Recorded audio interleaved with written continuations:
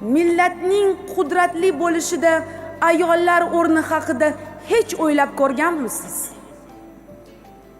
Yurt taraqqiyoti, sivilizatsiya rivoji xotin-qizlarga bog'liq ekanligini-chi? To'g'ri, barcha davlatlarni, demakki, butun jahonni asosan erkaklar boshqaradi. Ammo har qanday erkakni shakllantiradigan ayol, ona qanday bo'lsa, tarbiya natijasi ham shunday bo'ladi.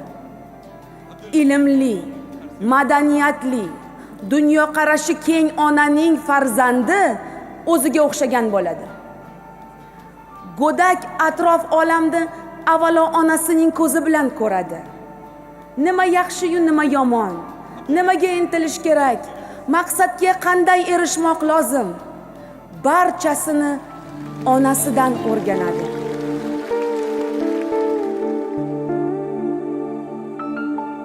Azal yaratganda Xudo, shirin so'zga joni fido, ayoldir u, ayoldir u.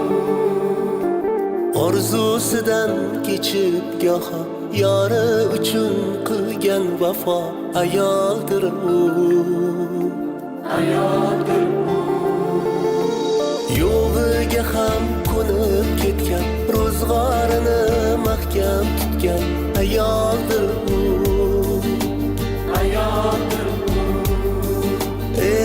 O'zi yetmay murodiga, farzandidan umid kutgan, ayoldir u. Ayol aziz, muqaddasdir, nozik xilqat, hech shubhasiz, ona zamin gapidirsiz, siz ham ulug', siz ham aziz. Ayol aziz, muqaddas ayol.